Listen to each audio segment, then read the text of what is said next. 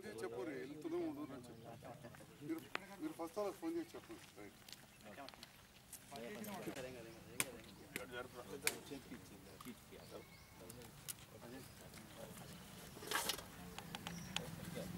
మహిళా సంఘం అయితే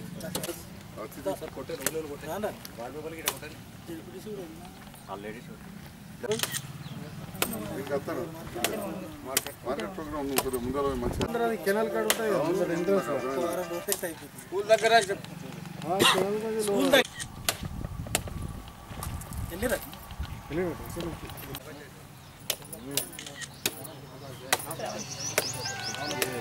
వెళ్తున్నా అని చెప్పండి.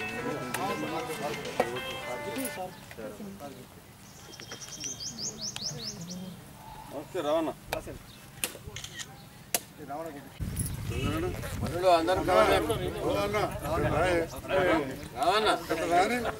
అరే పదివాడు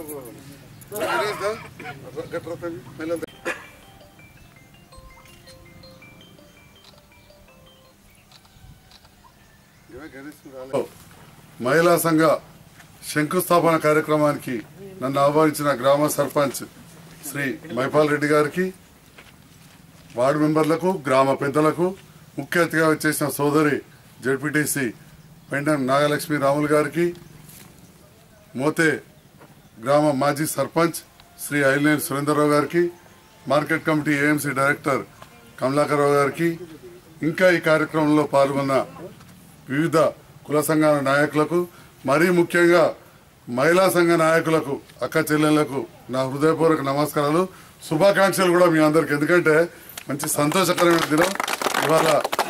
గత కొన్ని సంవత్సరాల నుంచి మీ మహిళా సంఘాలు ఏర్పడి ప్రతి నెల ఎక్కడ కూర్చొని మీ సంఘం మాట్లాడుకోవాలన్నా అయితే కిరాయిలలో లేకపోతే ఎవరి ఇంట్లో కూర్చొని మాట్లాడే పరిస్థితి ఉంది.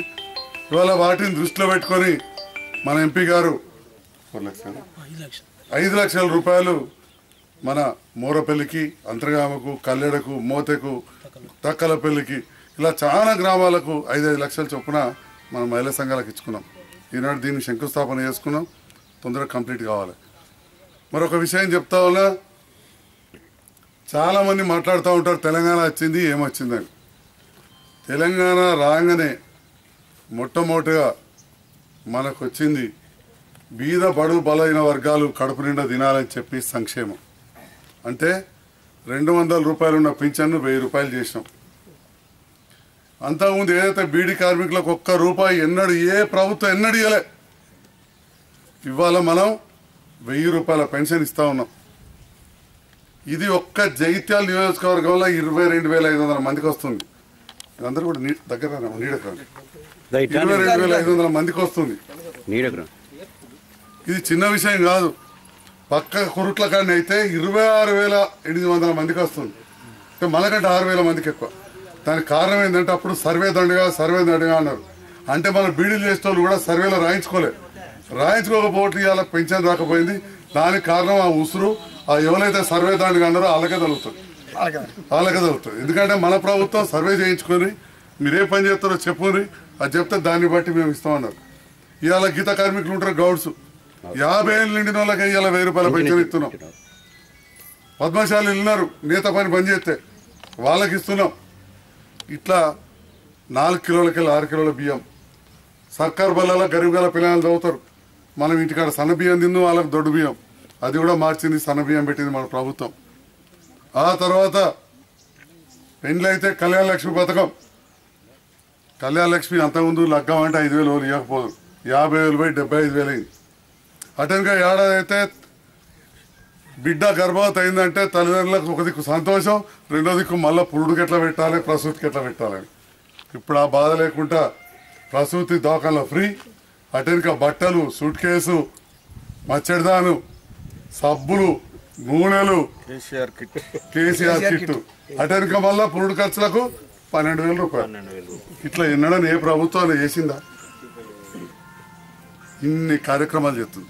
ఇక రైతుల విషయం కత్తే. గత 10 ఏళ్లలో ఒక్కసారి రుణమాఫీ మొత్తం రాష్ట్రం మీద 3,500 కోట్లు చేసారు. మనం 4 సార్లు చేసాం, వాళ్ళ డౌట్ లేదు. కానీ 17,500 కోట్లు చేసాం. అంటే వాళ్ళు ఏదైతే చేసిండ్రో అది అంతకంటే 1000 కోట్లు ఒకటేసారని. కానీ అయినా రైతులు అంత సంతోషంగా లేకుంటారు. ఎందుకు చెప్పాలనా? అరే చారానే అయింది, మళ్ళీ బ్యాంకు చుట్టూ తిరగాలి, బ్యాంకులో సతాయించుడు. మొన్న మన మైపాల్ రెడ్డి రైతులు, మా రవీందర్ రెడ్డి వీళ్ళందరూ పోయి యూనియన్ బ్యాంకులో లొల్లి చేశారు, ఎందుకు మీరు చెత్తలేదని చెప్పి. ఇవన్నీ మనకు జరిగినాయి. కానీ మరి అన్ని అంతకుముందేమో 3000 4000 కోట్లు ఉండే, 17,000 కోట్లు ఎందుకైంది అప్పు? అప్పుడున్న కాంగ్రెస్ ప్రభుత్వాల సరి అయిన నిర్ణయాలు తీసుకోకపోవడం, అది ఉండొద్దని చెప్పి 4 విడతలు మొత్తం మన ప్రభుత్వం తెలిసి ఈ మే నెలకెళ్ళి వచ్చే పంటకెళ్ళి మనం పెట్టుబడి కూడా మన ప్రభుత్వం ఇస్తుంది. అంటే నేను ఇవాళ ఇక్కడ కూర్చొని 24 గంటల కరెంటే అనుకోండి, పెన్షన్ అనుకోని, రుణమాఫీ అనుకోని, రేపిచ్చే పెట్టుబడి, తర్వాత ఏదైతే మనం రివర్స్ పంపింగ్ పోచంపాడు నింపుకోబోతున్నామో కెనాల్ తోటి మన జీవితాలు మారుతాయి. ఖచ్చితంగా నేను చెప్పగలుగుతా. ఎవరైనా అనొచ్చు తెలంగాణ తేమొచ్చిందని.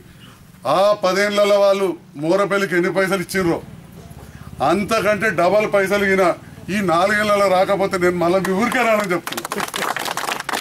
చెరువుల మీదమ్మా పట్టించుకున్న నాతుడు గిత్త వేస్తేందుకు తిరిగి సచ్చారు. అటువంటిది ఇవాళ మన చెరువులన్నీ మనం బ్రహ్మాండంగా వేసుకున్నాం.